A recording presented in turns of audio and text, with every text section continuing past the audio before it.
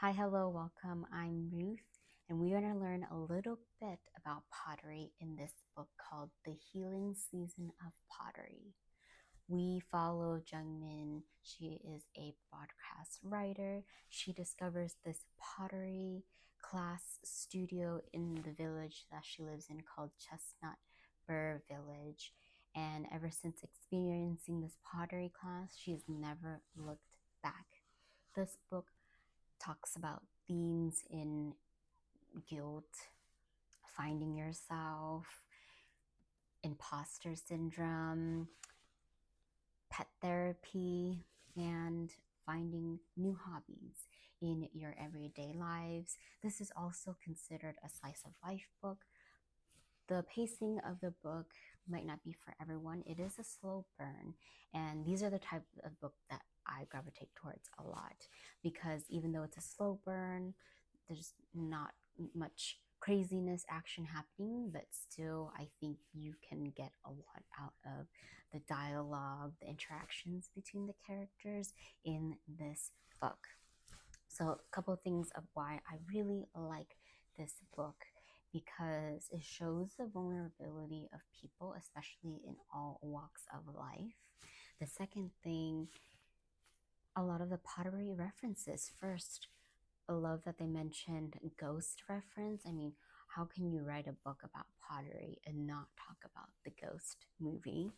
The second one in relation to that is they do explain a lot of pottery terms, not too technical where someone that doesn't do pottery doesn't understand, but just enough to understand the complexities of the clay, the heating techniques, the techniques to even mold something like that is very interesting to learn in this book. Also, this book takes place in Korea, so if you are not familiar with Korean culture, they do this a lot in books and in Korean shows where if you they politely ask like, oh, how should they speak to you, and like if you're an older person or not, and how they should reference your like name, honorific, because it's just a sign of respect. And so they like to start out the conversation, oh, should we speak friendly? So I really like that they emphasize that again, showing respect, showing the importance of relationship building in this community. Another thing about uh, pottery is it can be a solitary hobby, but you're also connected to a community, because even though you're at the station by yourself and you are creating whatever you're creating, a vase, a plate, but then you have someone next to you that's doing totally something different. You don't have to speak to them, but you just feel like you're a part of a community because you're doing something similar. And I love that because you can talk to people in this workshop, or you can just do things on your own. There's a lot of, when I was reading this book, really made me reflect on clay is moldable, just like your life is moldable. Not everything is going to stay stagnant and hard. And as you grow older, as you experience more things, your perspective, your life, the way you see things is going to change. And that's how I think this relates to our life. Clay is moldable, your life is moldable. There's so many things to learn, so many new techniques to apply to your life, that it's just, I think, such a beautiful meaning, symbolism that clay has. What else? Favorite characters. There's a couple favorite characters. I have the main character, of course. She's kind of going through this like crisis, and you just want and cheer for her as she's figuring out her life. She originally wasn't an animal pet person, and now she became one, so that's a +1. Some other characters, I really like the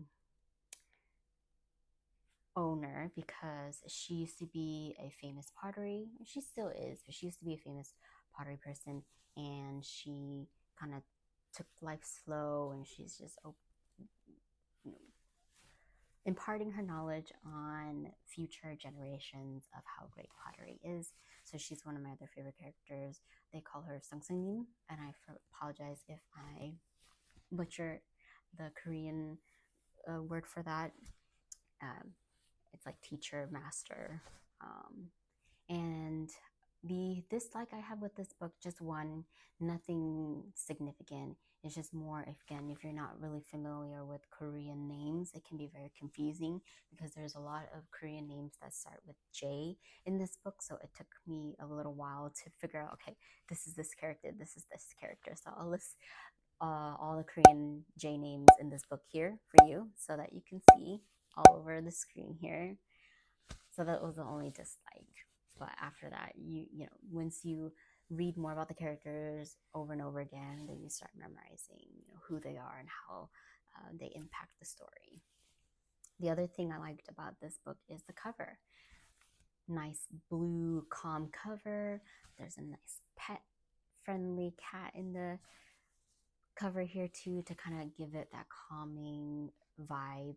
And then also, even though the pottery setting looks unorganized, to me it looks very much as in organized chaos, if that makes sense. And some quotes I want to share. This quote right here kind of stood out to me, and hopefully it might stand out to you too. So, firing pottery is like lighting a fire in your heart. There might be something inside that you are trying your best to ignore, but it's only by turning your gaze toward it that you can see it clearly. I took it as, you know, we need to look and reflect at our lives. There's some things that we may need to change, or there's some things that we may need to face. And so sometimes maybe it's, you know, when it's the right timing, when it's the right person, situation, then you'll be able to see whatever you are running away from or ignoring to be able to deal with it head on. And so I forgot who says this, but the only way through an issue is by going through it. I totally butchered that quote, but you know what I'm saying. And lastly, my score for this, 3 stars. This is definitely a solid 3-star book. Cozy indeed. I think you'll fall in love with the characters. Again, like I mentioned in the beginning, there's nothing crazy that's going to be happening, nothing eye-opening, wild transformation, but the transformation does happen in a gradual manner, and I hope that you'll also think the same too. But yes, 3 stars for me. Though I'd like to know your thoughts. You know, if you read this book, or did you like this book? Didn't you like this book? Who is your favorite character? And this book was also translated from Korean. So, book was published in 2023, translated in 2024 into English. All right. If nothing else, please leave a like, comment, rate, share, subscribe. It will really help me out a lot.